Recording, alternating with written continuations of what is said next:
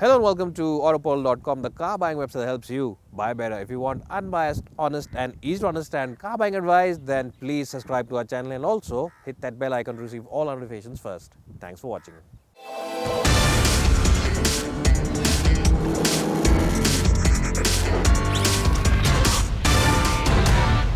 Well, this here is the Range Rover Velar, and in Range Rover's model lineup, it falls between the Evoque as well as the much more expensive Discovery.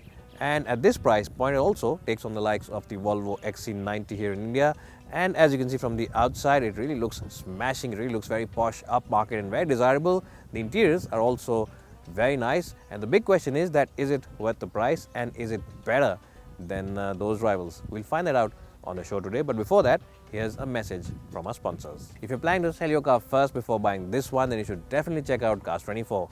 Visit any of their 50 branches across India and sell your car at the best price. Not only this, Cars24 will immediately transfer the money into your bank account and will also take care of all the paperwork, including the RC transfer. So check out Cars24 today.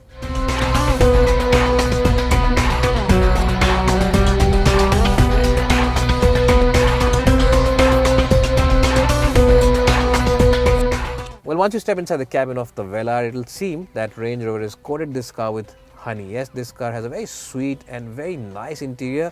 Everything has a very soft and plush feel about itself. And the highlight, of course, are these twin screens. This, of course, is the infotainment system and the overall vehicle's dynamic settings, which are controlled via two separate screens. And you can always change the angle of this screen. If you are not very happy with the sun beaming on it, you can always put it inside with the entire center console, make it flush with it, or you can always take it out, and that's a nice novelty inside the Velar. It's a very unique touch. What you'll also like about this car are the digital dials. They really look very sporty and very elegant. And as I just said, all the materials are really plush. The top of the dashboard, the top of the door pad is made from soft touch materials, and the seats really are very good, not only for comfort but also for relaxation. Well, in terms of features, it is a luxury SUV, so you really expect the best. You get this huge panoramic sunroof, you get multiple airbags, you get a very nice Meridian sound system, you also get traction control, you get hill climb assist, and you really get the works from Range Rover. In fact, if there's a feature, this car has it, and there's nothing left out, except you still don't get Android Auto or Apple CarPlay.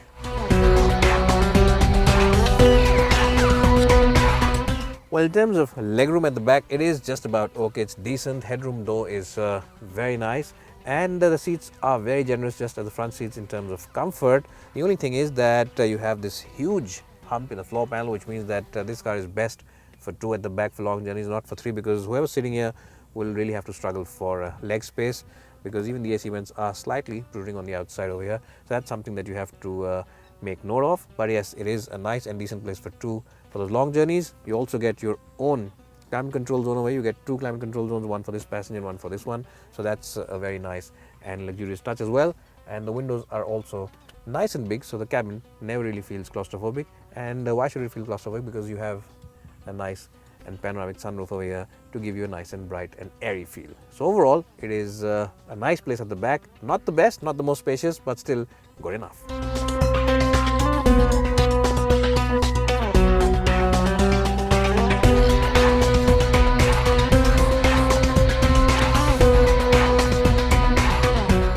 Well, so in terms of boot space, it is a nice and spacious boot that the Velar has. The only thing is that the lip over here, the sill, is really very high up from the ground, and that could be a bit of an issue because it might really take a bit of a load on your back. But apart from that, it's a nice and spacious boot, good enough for those long airport transfers as well as those highway trips. What's more, it's also powered, so you don't really have to use any muscles to open it or shut it.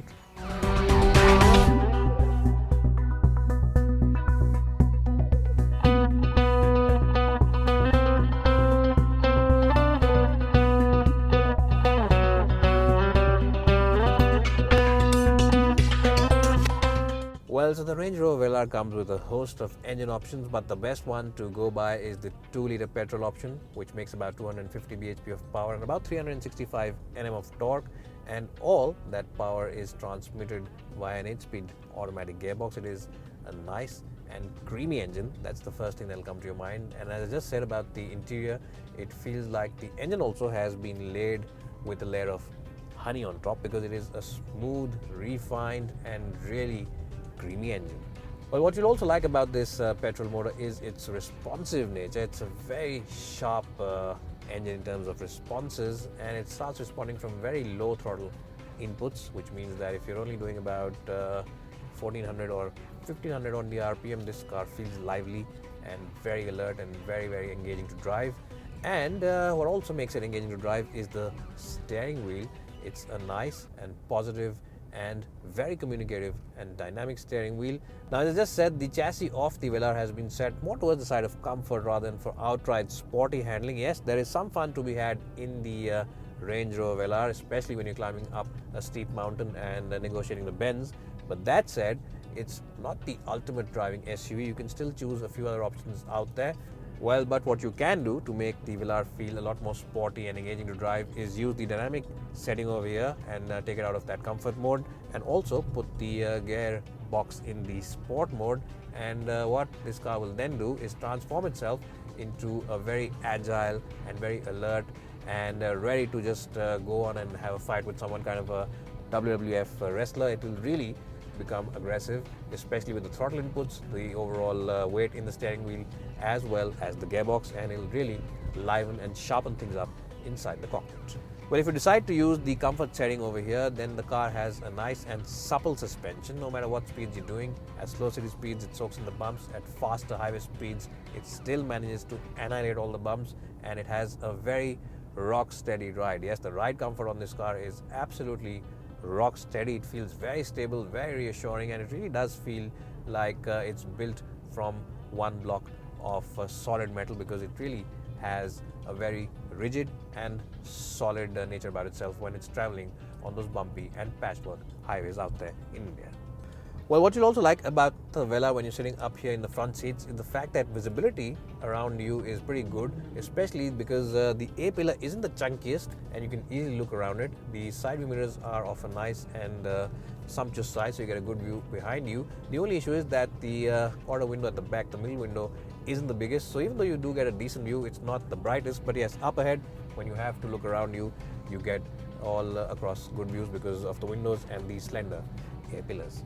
Now, in terms of overall steering wheel feedback, as I said, the steering is light enough for everyday use, and it's neither too firm, neither is it overtly light that you start feeling nervous. It's got decent feedback and decent feel about itself, so it's quite okay in that department.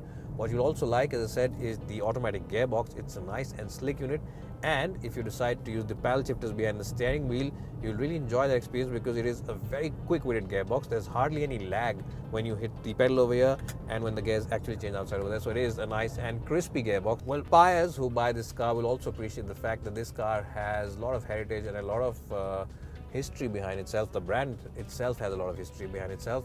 And also remember that royalty in the UK, the United Kingdom, moves around in Range Rover products, so that's also something that makes them a little more desirable than some other German or other European brands out there. So that's something that you need to ponder on. And of course, as I said, in itself, it is an epic product. Now remember, you also get 4x4 capabilities with a Range Rover, and you can always use them. But to be honest, we never show you 4x4 capabilities because 99% buyers who are buying these cars never buy them for their actual off-road prowess. People who buy these cars only buy them for the image, the comfort, the luxury, as well as their macho-ness that these cars display. So in that sense, the Velar is right up there with other premium SUVs.